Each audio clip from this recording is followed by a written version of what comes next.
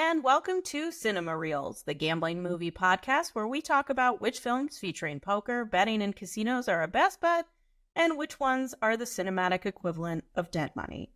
I'm Jessica Welman, editor of SBC Americas, joined by my fellow film buffs, SBC commercial director for media, John Cook. I butchered that one, didn't I, John? Yeah, but you mullet close that. enough. And our media editor, James Ross. Hello and welcome, guys. Today's movie is quite literally a movie about a casino, and it's called Casino. So before we dive into this movie, I want to know, James, what is your favorite casino?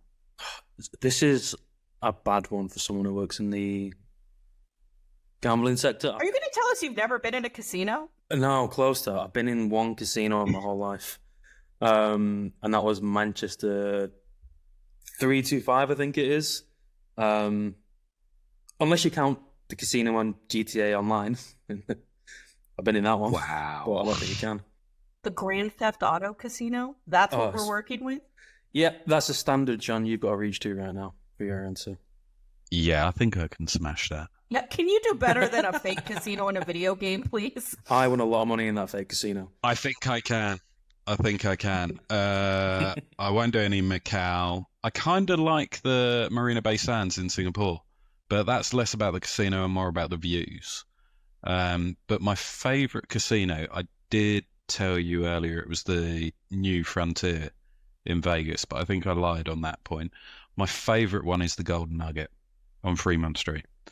And okay, primarily because that was Sinatra's last venue to play at.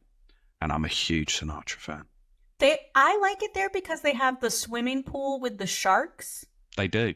So you can swim and through the glass see the sharks swimming around you, which is really fun. Yeah, there's another reason I like that one as well. It's a little bit, it's like seedy Vegas still. It's like real Vegas. Yeah, downtown is still like old school vibe. Yeah. Mine is also in Vegas and is also not on the Strip. As someone who lived in Vegas for 13 years, you find that you spend most of your time in what are called locals casinos. They're not really designed for the tourists and that sort of thing. And there's one called South Point that is kind of cowboy central. There's an equestrian center for when the rodeo comes. Whenever I got homesick for the South, I'd go to South Point and be like, my people. It also was just somewhere I would go, not even just for gambling. It had a movie theater in it, which was always the closest movie theater to my house. So I would go see movies there. You can also look on my Hendon Mob of poker results and see there was a stretch where I played the nightly at South Point every day for like a month in the poker tournaments. So between that and movies and the fact that for quite some time the only Steak and Shake in town was inside South Point, that is why it is my favorite. I think all of our real and video game casinos kind of have in common this idea of like old Vegas, which is kind of fitting when we talk about the movie that we're going to talk about, Casino. Here's your warning, listeners at home. We're about to spoil a movie from 1995.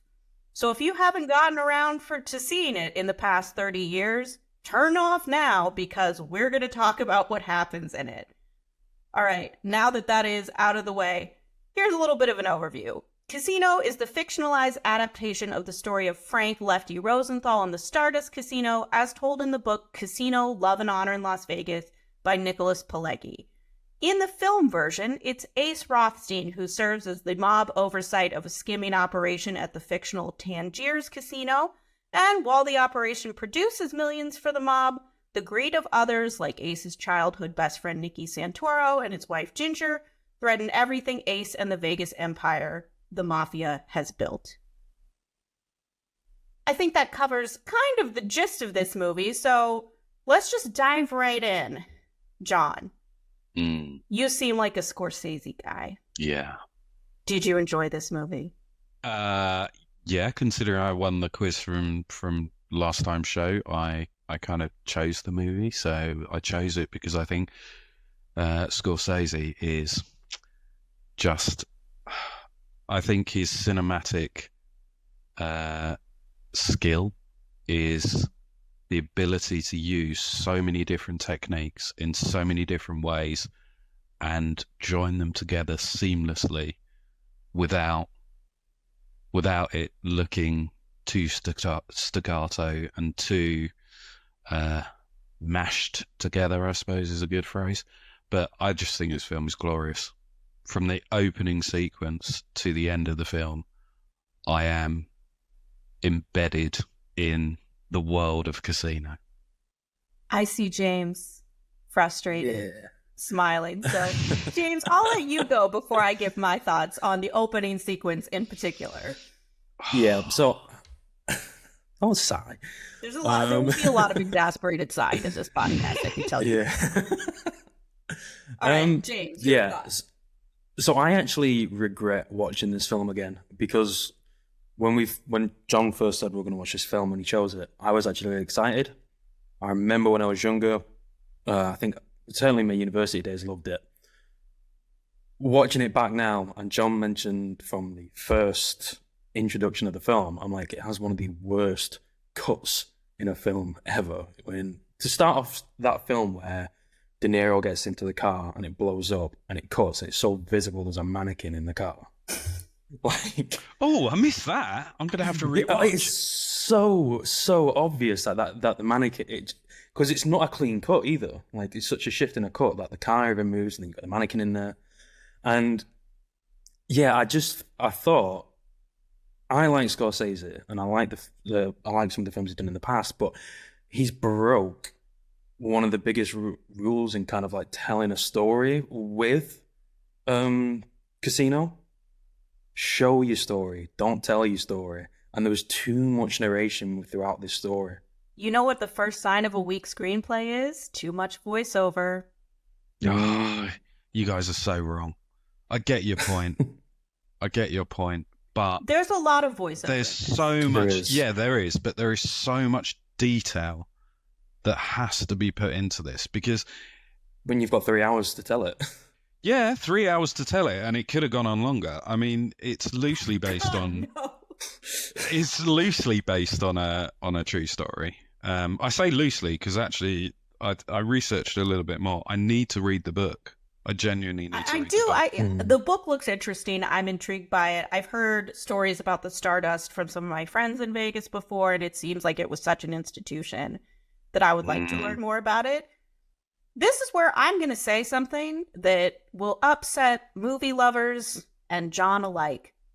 I don't particularly like Martin Scorsese movies.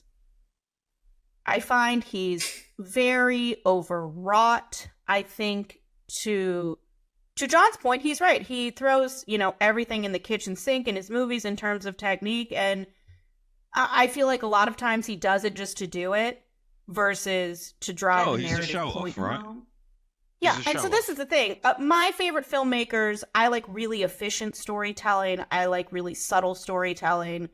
I like movies in which we give a crap about the women in them. So in general, Martin Scorsese movies are not designed to appeal to me.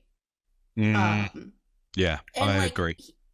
Here's the opening credits was where I immediately was like, oh my God. I forgot how much I dislike this director. And Casino was actually one, like James, I had watched it before I even moved to Vegas and remembered it being, I was like, well, it's better. I liked it more than Goodfellas at the time. I remember thinking, even though it's essentially a spiritual sequel to Goodfellas in many ways.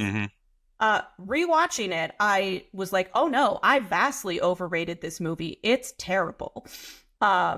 And the opening credits, you have Saul Bass, who, for those who are not old movie people, Saul Bass is responsible for every amazing opening credit scene in film history. He did Vertigo, he did West Side Story, he did everything. You have Saul Bass in 1995, he's still hanging on, and you get him to do the opening credits for your movie, and you just have him redo Vertigo? You have a body spinning in the air over fire, and that's what you're going to waste Saul Bass's talent on, is just ripping off himself? I was so angry at that it just set me in a bad space that I have in my notes. The first time I checked how much time is left in this movie was 9 minutes and 30 seconds in. Wow. Because I was already just like, God, this is going to take forever, isn't it? He also, I hate Martin Scorsese's scores a lot because they're just very operatic and overdramatic. And like in many ways, he's almost campy to me. I find him campy. John's dead. Angry. Everybody, I apologize. I killed him. I'm just... You're wrong. Particularly... Sorry. Wait a minute to gather your thoughts, but apparently not. No, you're wrong. Particularly about the music. The music, there is no score in this film. It's not a score. It's a selection of music that is picked to emphasize each character and the transition that they're taking.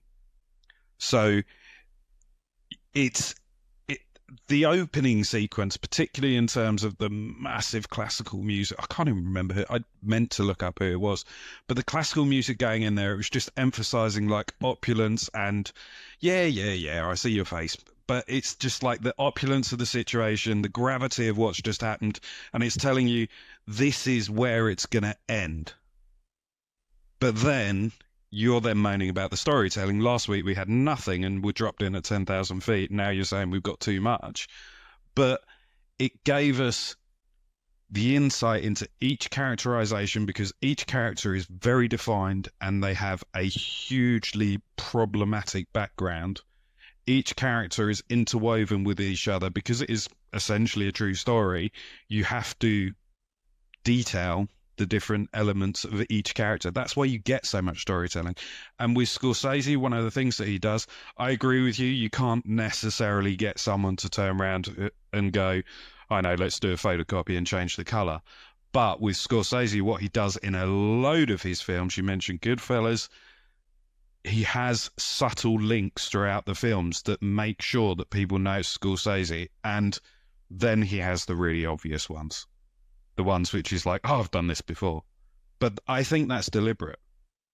Yeah, and lots, Tarantino is this way, and I think there's an argument, this is your style and this is what you do, or are you ripping yourself off? To me, I just felt like this movie felt like it was slapped together from various things I'd seen already. I've got to say, what makes me the angriest about this movie is the character of Ginger. Mm-hmm. We meet Sharon Stone, and she's on top of her game. She knows everybody's name. She knows exactly how to win people with sweetness versus anger, and she's very sharp and fun, and her, I can't judge. She has bad taste in men. I know plenty of successful women with bad taste in men. But other than that, she doesn't have a lot of, big failing faults. She's a little greedy. She has a crappy boyfriend. And then, over the course of this movie, she just kind of shows up, says things. There's one scene where she's, a little sauced, and somebody's like, hey, you should cut back on the drinking. And then, before I know it, she has the worst 80s haircut I've ever seen, and she's doing blow in front of her child. And I was like, where on earth did this come from? And then the rest of the movie, she's just like a screaming, greedy monster supervillain who ties her own child to a bed and locks her in her room. Where did that come from? There's no explanation of her character development. James, I think I heard you say something when I mentioned Ginger, so I'll let you get in here. Yeah, so considering I heard before I rewatched the film again that she was nominated for an Oscar for this film, watching that performance, I felt no connection towards the character at all. She just felt like a macho man's film, damsel in distress who's just troubled and needs a man to cling on to. And there was no real connection between her character for Ginger and Sam.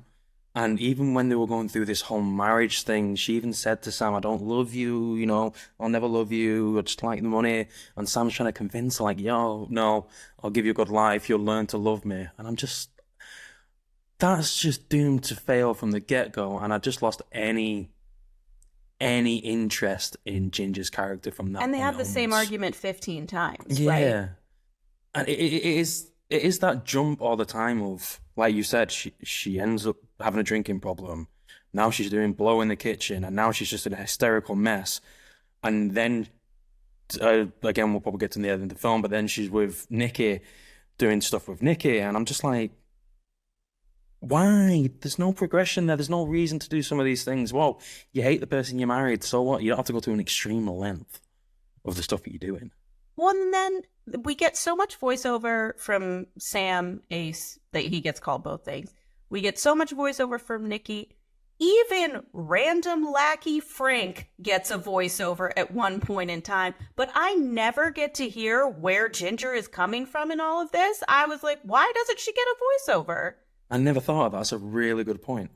John's nodding. He may actually agree with us on something about this movie. Let's find out.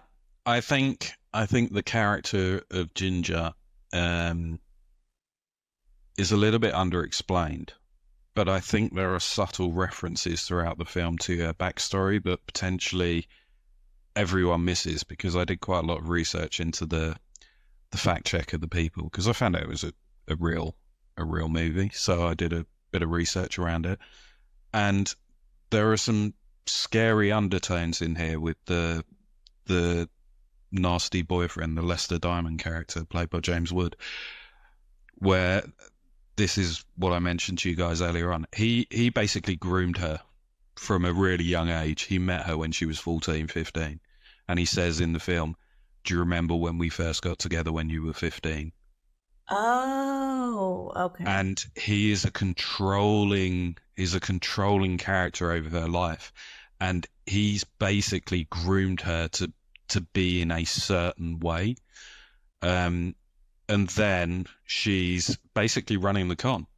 She's a con woman, and she's running the con, and the reason she's getting married to Sam Ace, whichever name he wants to be called this week, the reason she marries him is part of the con. But then there's this kind of bizarre, almost love in there, but it's a love for the money and the riches and the clothes and everything that she can get out of it. But all of that saying there is a bit of a story there, it's actually quite insulting of Scorsese just to ignore her in that sense and just make her this, Disney witch to a certain extent. Yeah, she turns into a shrew at the end. Like a crazy shrew. But part of that is actually part of her history as a person. Yeah, and I get she's a real person. It's just, but I will say, I think about it and I look at like the Nicky character, and beyond just him being greedy for power, for money, for everything, I don't know much about him either, beyond he's greedy and violent. And he has a voiceover, and I'm still just like, yeah, I guess. Sure. I think you've switched off. I don't mean that insultingly. I just think you've switched off in the film, because they actually tell you exactly who he is. He's just become a made man. He's just been moved over into Vegas to keep an eye on Sam, who's his childhood friend. He's there to basically make sure that the money gets back and make sure that the money's coming through for the Chicago bosses.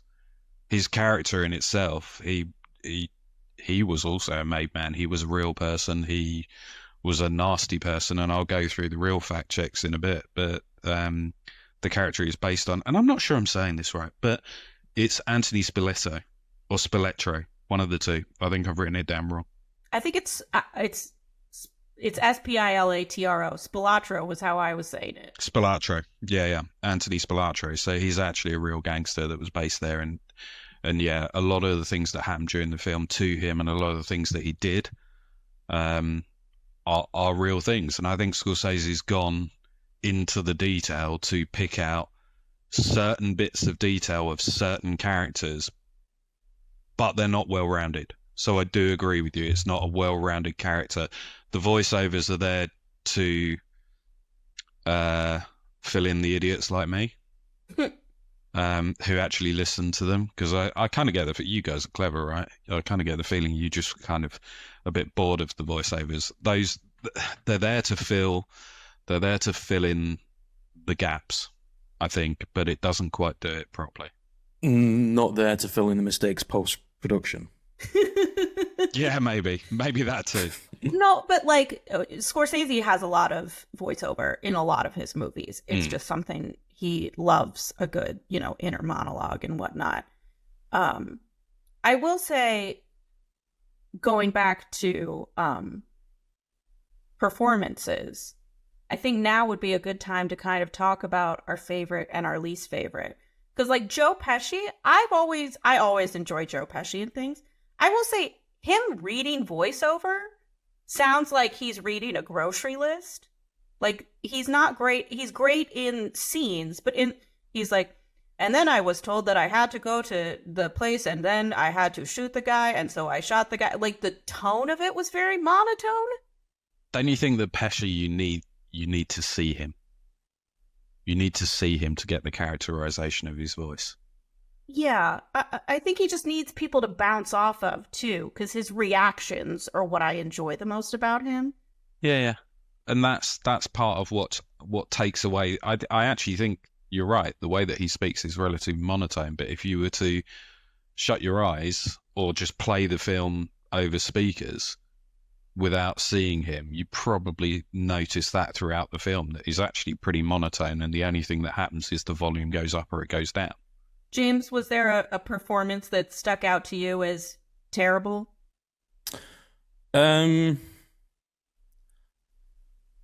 We've already talked about Ginger, so I'll probably go to her. I don't really think Joe Pesci's performance was terrible in the film. I'm a big fan of his, to be honest. I kind of did like him. I'm not a fan of the voiceovers. I don't think there was anything that stood out in terms of just being bad. But I was actually quite disappointed in kind of how average Robert De Niro was in the film. Totally. You agree, John? That's my only complaint of the film. De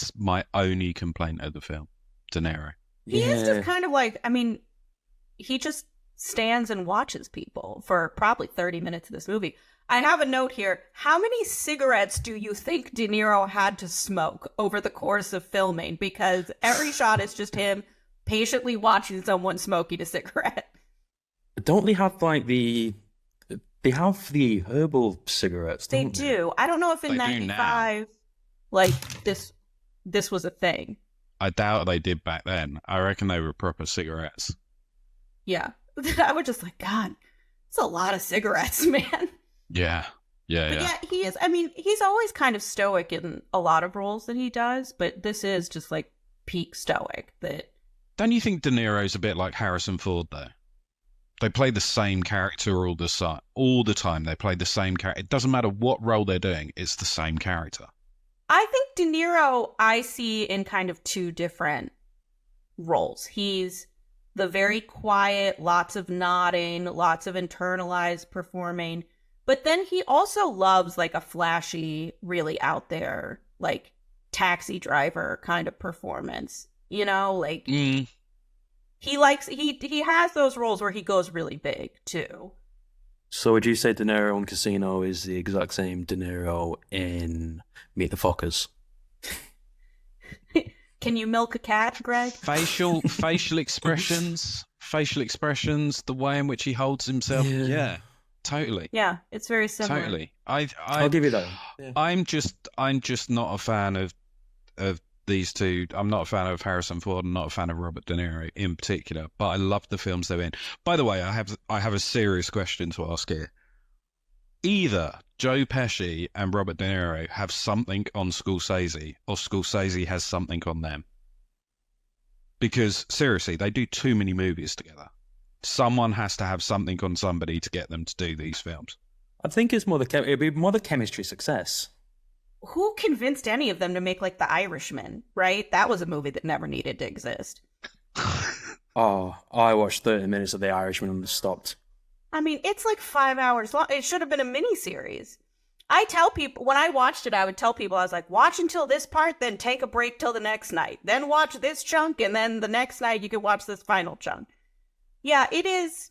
And they do kind of, I get it. Like, let's get the gang back together. It's a sequel without being everything but name. I know we're digressing here, but The Irishman, seriously, you're right. It didn't need to exist. But It cost like $200 million. yeah, I know. But there are films that you sit and you're like, oh, I didn't quite get that. I need to watch this again. There is no chance I'm ever going to put my life back into that film. No chance. Miniseries, you're right. Yeah. It took me, because I watch all the Best Picture nominees, it took like 5 tries before I could get all the way through it, because I was like, this is brutal. Yeah, I've always said Martin Scorsese's biggest issue is that his movies are too long. All of them are just too long. Okay, let's flip this. We kind of established what I was going to say about why this is my favorite performance in this movie. Everybody's kind of doing their thing in this movie. James Woods is playing the guy James Woods always plays. De Niro, Sharon Stone, Joe Pesci. The guy who is doing the exact opposite of what he normally does is Don Rickles, and I could watch it for, like, I want a whole movie about Mr. Sherbert. I want Don Rickles. Like, why wasn't he in 9 Martin Scorsese movies? Maybe I would like them better, but I was here for everything about Don Rickles in this movie. So the thing I found most interesting about Don Rickles, and I should have held this back earlier this week because it would have blown James's mind, is he is so versatile that he played Mr. Potato Head in the Disney films. He is not... That was a really fake... What? Sorry. That was a really fake what? What's funny to me is I can tell we are different ages, James, because I was like, who do you mistake Don Rickles for? Who are you like, oh, I thought that guy was the guy who voiced Mr. Potato Head. But he is, you're right. It's completely different to what we expect to see him in. He's not a hate comedian, but he's based a lot of his comedy based on just... He's an insult comedian is what they... Taking the mickey out of it. And everyone. He was a Vegas headliner. He was a Vegas headliner. Part of this scene. And he knew Frank Lefty Rosenthal. I can't even say his name now. Rosenthal. There you go. He knew him. He'd met him. He was on the show. He was on the TV show that they put in there. So... That TV show part is, that was the one piece of this movie that I just love, the abrupt right turn of, and then we gave him a TV show, because that is what happened, but it's just so, like, funny and out there, and that is a good sequence, I think. But that's kind of the thing about Vegas, right? You know, people say it can only happen in Vegas. That comes from stuff like that. It's true. It can only happen. There are also things, I've been in Vegas when it's been the coldest it's ever been. And then I've been in Vegas when it's been the hottest it's ever been. I've been in Vegas when there were hailstorms, and you just don't get that. You don't understand that sort of stuff. And you're still out in shorts having fun, doing things, and just forgetting what the real world is like. Only in Vegas can these things happen. But yeah, you're right. Don Rickles is amazing. Any other standout performances? I kind of like Pesci. Although I slagged him off James, earlier, I kind of like him. I actually really like Sam Elliott. I think he played the commissioner, the gambling regulator. Okay. I'm a big fan of Sam Elliott, and I just feel like every time he comes on screen, he just brings that aura and kind of authority to him. And to kind of very few scenes that he was in, one of them was with Robert De Niro, and we've already said how average his performance is, but he's such a big actor. To outshine De Niro, I think kind of is a standout performer for me. So I'd say Sam Elliott. I like it. All right, John, usually I'm the one fact-checking the gambling in this podcast, but you've done the research here, so I will get my quick fact check out of the way, and then you can tell us what is right and wrong about this movie. Ace in the movie is an extremely successful sports bettor. He bets and the line moves. This is exactly how it used to work. Lefty Rosenthal was an extremely successful sports bettor. So all of that was accurate. And then for everything else, I didn't particularly spot anything that seemed egregious in terms of the table games that were played. I did have here's one note about how Vegas has changed. I said in my notes, you know what's changed about Vegas? No one's parking a camper in a bougie neighborhood without security getting called within 20 minutes. Because these campers are like posted outside of people's homes in Las Vegas. The home in general was kind of wacky to me. It's this giant house, but the kitchen is like the size of one you'd see in a small apartment. It's like 5 by 10 feet or something. And I'm not married. I can't. They sleep in this like very like pink fluffy bed. You folks are married. Does the wife call the shots in terms of your bedding and you sleep in a Barbie bed? I don't sleep in a Barbie bed, but she definitely calls the shots on the color scheme. And at the moment, it's very parrots and jungle. So Okay. yeah. Oh, that's kind of like my house to a certain extent. Is that we've got pineapples and Hawaiian themes. But yeah, the wife calls the shots. Okay, I can't I wait do to the visit work. you guys because it sounds like you're both living in Disney's Jungle Cruise or something. But anyway. Yeah. The toucans are annoying, I know. All right, John, tell us what's right and wrong about how Vegas was depicted in this movie. Yeah, there's less of a fact check around the gambling, but there's certainly a fact check around the stories. So if you think about the main characters, particularly the main five, who are played by James Wood, Don Rickles, Joe Pesci, Sharon Stone, and Robert De Niro, all of them are based on real characters.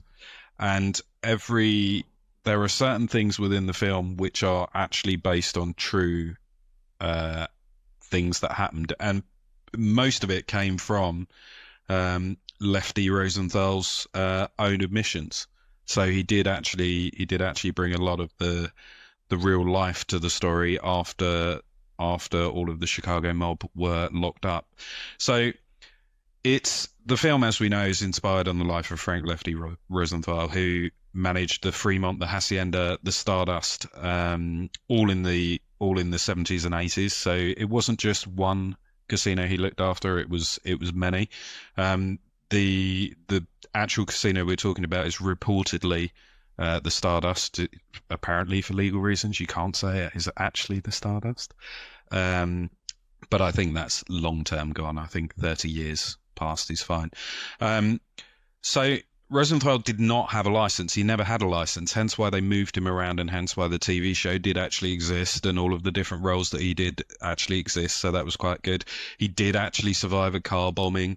Many of the murders that happen in the film actually happened in real life, Including that brutal cornfield one. Well, That was so. cool. It's based off his brother, I believe. No, it's based To off of him, both of yeah. them. It was based off of both of them. So they weren't actually beaten to death in a cornfield. They were beaten to death in the house, in the basement of a house, and then buried in a cornfield. So both of them did die, and they were buried alive. Alive. So they were beaten to death and buried alive. And also, anyone who's really squeamish, I've forgotten the mafia member's name, but the guy who was basically in the vice and his eye popped out, that did actually happen. And that did actually happen apparently in the Stardust, or in a hotel, not the Stardust. The other one, which I found really quite fascinating, which is an admission, is the gambling con men who were basically counting cards and signaling to each other across the room. It wasn't just two people. This had been going on for months and months and months and months. And when they finally captured them, reportedly they were taken into a back room and had their hands smashed with a hammer. But it wasn't a metal hammer. It was a rubber hammer, because rubber doesn't cut the skin, but it breaks the bones. How horrible is that to think about? I love that someone figured that out and is like, I'm going to keep that in the thought bank next time I need to bash a man's hand in. Yeah. That was quite terrifying hearing that in John's voice, I'm not going to lie. I know it was very like calm audiobook reader, and that's why it's more successful to smash a hand with a rubber. It's because my wife watched so many murder programs. I'm picking up the That's true. voiceover I do technique. fall asleep to the dulcet tones of Murder Pod, so I can't judge. I've got one final one, and I think I mentioned it earlier on, but the Frank Rosenthal TV show did actually happen. He is famed to have said that he was most disappointed in the Casino film because he would never be seen dead juggling, where he juggles in the show.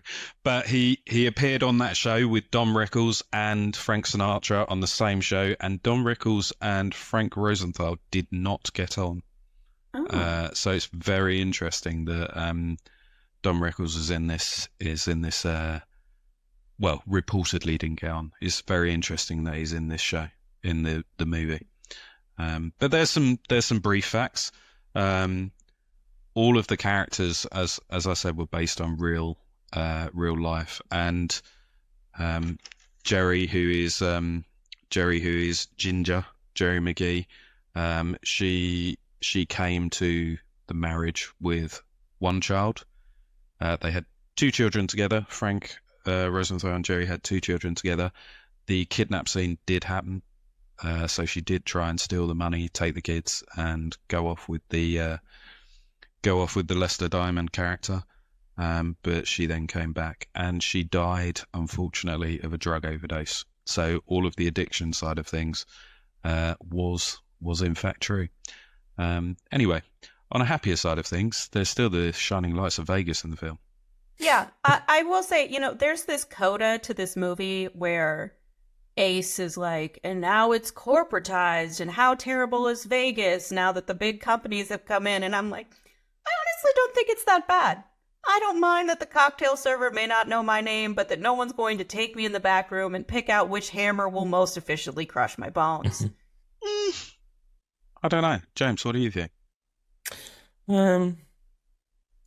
I've never been to Vegas, but I'd rather not get my bones smashed. So great question, though. I mean, this is a recurring Scorsese thing too, though. Is there's just this reverence for the old days and the old guard and respect and how things were done, and I'm like, yeah, I guess so. But as someone who has lived in Vegas a very long time, I'll tell you, I think the version that we have now is better for everyone than the version where people are stealing and it's seedy and run by, underling or like the mafia. I'm torn on this. I think I would much rather go back to if you had the security that you have now, but the Vegas architecture and the buildings and the style that you had back in the 50s, 60s, 70s, 80s. I think I would much rather fit in that kind of box. I mean, I went for my 10th wedding anniversary in Vegas and got married in the Little White Chapel for the second time with my wife, and I was pretty disappointed how it had been let to, not to ruin, but it'd been run down, and I hunger for the old days. You get a little nostalgic. I love the old days. I was a huge Sinatra's fan, huge Sammy Davis Jr. fan, huge Dean Martin fan. That's the world I would have lived in. I think the biggest question, James, is what would Ace think of the Grand Theft Auto Casino? There's a lot of theft and a lot of seedery in that casino. So I know, maybe he'd fit right not in. be happy. Oh no, Joe Pesci would. What's that scene with the slot machines when he was having a go at the? Oh, with Joe Bob Briggs. Yeah, when he's having a go at him. I love that where he's yelling at him about the jackpots. Yeah, that was an amazing scene, but having that in a GTA casino where you can kind of rig stuff, he would not be happy with it. I have a question for you two. You both seem to really dislike the length of this film, mainly because it was a Scorsese film. Which scene would you get rid of? I would eliminate at least 3 scenes where Robert De Niro and Ginger fight, because it's the same fight every time.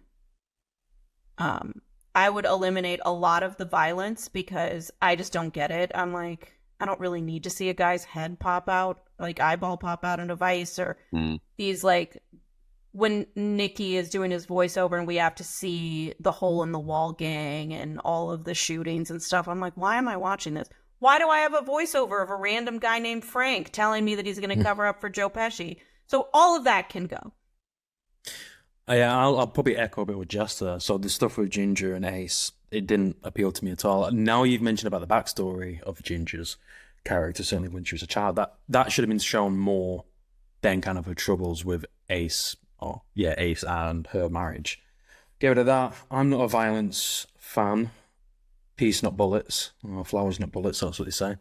But actually, the best part of the film for me was actually learning about how Vegas operated. And I'd love to have had more of that. I would love to have had more of the gambling commissioner's kind of adventure, like kind of interactions with Ace. That would have been so much more better than just brutal violence for just violence sake sometimes. So I would have liked a bit more of that. And actually, I would have just cut the time out. Because, again, it was too long. What I did like is, and even though we wondered about the length, the first half of the film built up the operation. And that was cool, and that led to the final second part of the film. Watching everything unravel, I will give Scorsese credit for that because it did kind of work. It could have been shorter, though, and it still would have had the same impact. Do you think it could have been serialized then, like a bit like Kill Bill? Oh, God. My answer is there is not a movie on earth that is better because you split it into 2 movies. Just make your movie shorter. We've done the Bible in 3 hours. You can cut your movie down. Very true. Very true. Get rid of the superfluous stuff. And But there's a you'll line in find, this. as we do more episodes of this, you'll find my number one complaint with just about every movie is that it's too darn long.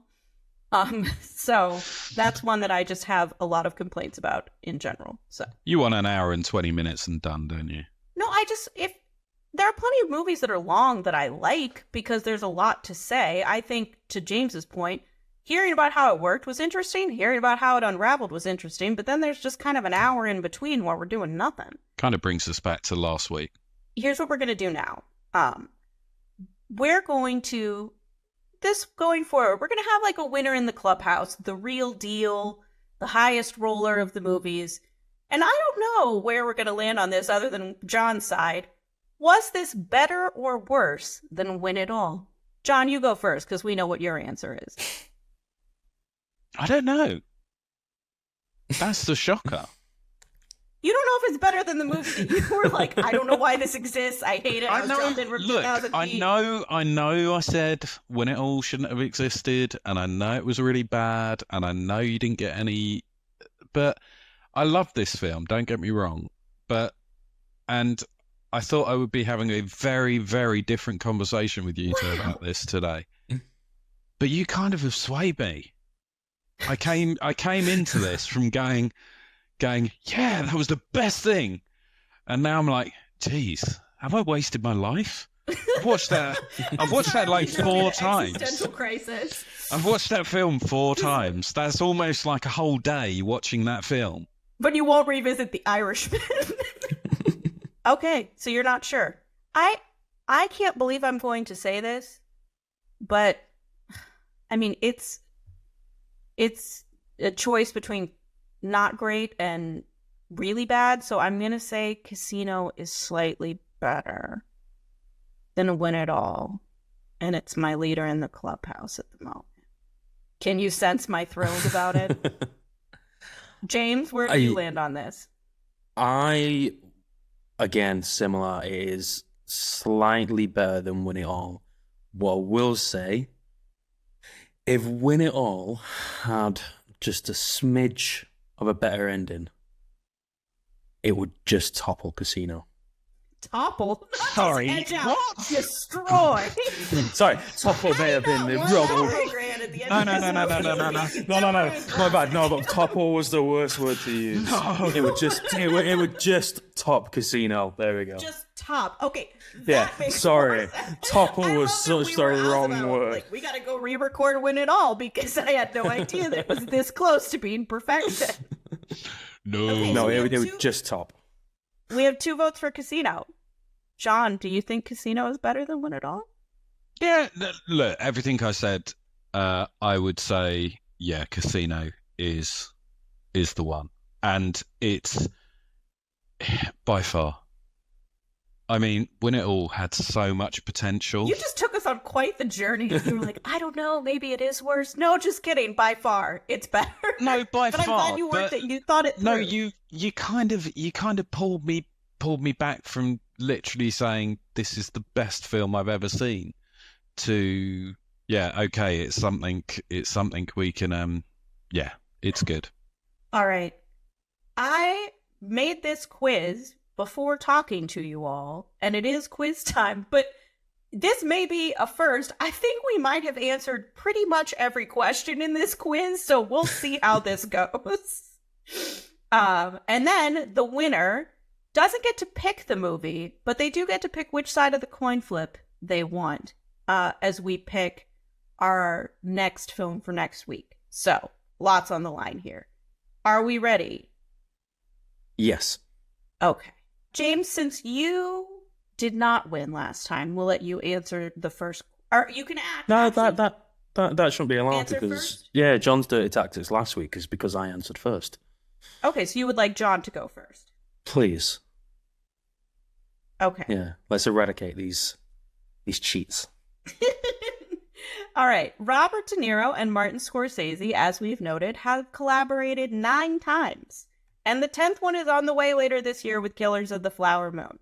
Which of these collaborations made the most money worldwide?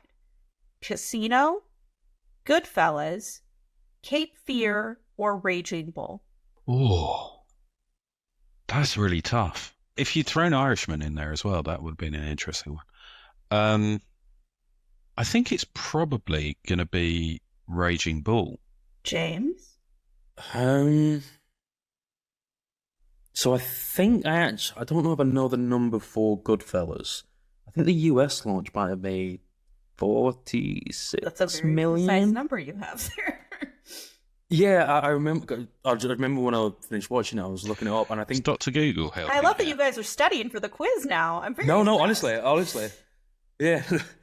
Like I did some after I watched the film, I did some research on it, and I think it was around 46, and that's what kind of helped pave the way for Casino to be made. I'm gonna say Goodfellas. I'll go with that one. I think John Hold. might be right. Can I just reconfirm the question?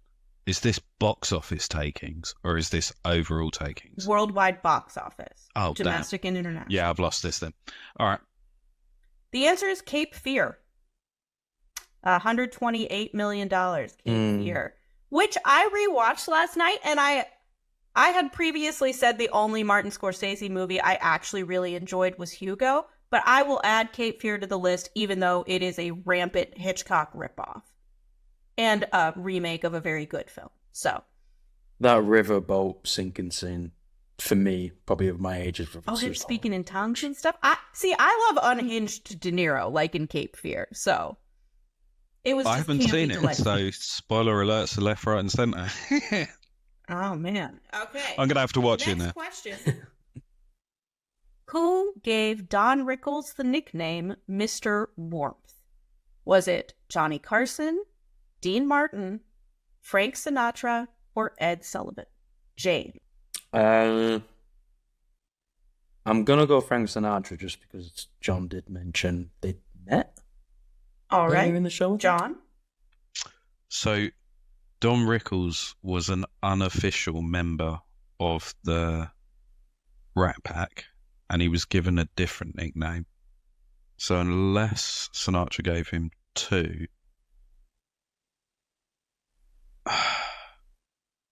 remind me the other options. The other options are Dean Martin. Johnny Carson, Dean Yeah. Martin, and Ed Sullivan. It's going to be Johnny Carson. You are correct. It is Johnny Carson. Well done. So I've 1 got to point, remember John. what Sinatra called him. I don't know, but if you are ever bored, go watch the Carson clip where his cigarette box gets broken and he storms across the hall to where Don Rickles is filming and yells at him about it. It's delightful. All right, the Tangiers was allegedly based off the popular Stardust Casino, which was imploded and built over. What property currently stands on the land where the Stardust was? Is it the Bellagio, MGM Grand, Resorts World or The Win? John. The Win. Okay. James? I don't know. So I'm going to have some game theory myself and game strategy and go with The Win. The answer is Resorts World. Stardust was raised in 2007. It was imploded quite some time ago, but the land kind of stood empty for quite a bit, and they only recently opened Resorts World on it. So where is that? It's down on the kind of north end of the strip, across from the Win. That was where the Frontier was as well, wasn't it? I think so. There was like for a while, it was like a big pit of nothing from Circus to Stratosphere. Yeah, that's all right. Yeah. Okay. All right. Joe Pesci's character, Nicky Santoro, is based on real-life mobster Anthony Spilatro. Over under 30 murders that he was suspected to have been involved in when he died. James, it is your turn to go first. More or less than 30 murders that he was connected to. I'm sure they actually mentioned this in the film. I'm going to go under. Okay, John? But I feel like I'm wrong. Over. The answer is under. Under. And there's my gameplay. So, he was responsible for somewhere between 22 and 25. Suspected, at least the police have connected him to. Some say 22, others say 25. So we are tied 1-1. And here's the last question. Casino was nominated for a single Academy Award. What category was it nominated in? John. Do you want to say this together, James? Yeah, let's go for it. 1. Show on the count of 3. Yeah. 2, 3. Best supporting actress. You're both wrong. What? No. She was in Best Actress. No. Best Actress, not supporting. Oh, right. Fair enough. Oh, we look like fools. Yeah, we do. We That's your have a fault. tie, and I actually know exactly what the tiebreaker is going to be. I mentioned Killers of the Flower Moon is coming out shortly, or at some point this year, and recently it was announced what the running time of this movie is. We know he makes long movies. Price is Right rules. How long do you think Killers of the Flower Moon is going to be? Is this in hours or minutes? You can do like 2 hours and 12 minutes, or you can do 97 minutes, Okay. either one. No, it's going to be longer than that. 3 hours, 30 minutes. Let's go with that one. Okay, John? I thought you were going to let me go first. 3 hours and 31 minutes. Okay, I said Price is Right rules, and you're both over, because it's 3 hours and 26 minutes. I was actually going to go 3:58. But you know what? I'm going to make an executive Give it to James. decision as the quiz master that James wins. And we're going to throw Price is Right rules out of Redemption. here. You know what's funny? For a quiz that we said we talked about all of the answers, y'all sure didn't get many of them right, did you? I was going to say the same thing. I don't understand how you guys failed so hard at this. I was sitting here as we're talking this whole podcast going, we've given half the answers away. This All right. this podcast is the worst podcast for film buffs. We've said Casino is nearly as good as Win It All. We couldn't answer the questions that we already talked about in the podcast. Oh my goodness. What is going on? Okay. So this is the momentous occasion, James. I need you to declare heads or tails. So, Heads is going to be the Flintstones in Vivo Rock Vegas as our next movie. Tails is going to be Lock, Stock, and Two Smoking Barrels. I absolutely love Lock, Stock, but I really want us to... Why do you hate us? Like, why I do really you want hate us to- me that we're gonna- I really want us to go to the Flintstones. Flintstones. So you're gonna pick heads? So heads, yeah, we'll go I heads. really don't want Flintstones. Oh God, it's Oh, no. Movie. is going to be Yabba dabba doo. Viva Las Vegas! Whoop, whoop. Okay. Well, we hope you join us for this next episode where I'm sure we'll have a gay old time. Until then, see you next time on Cinema Reels.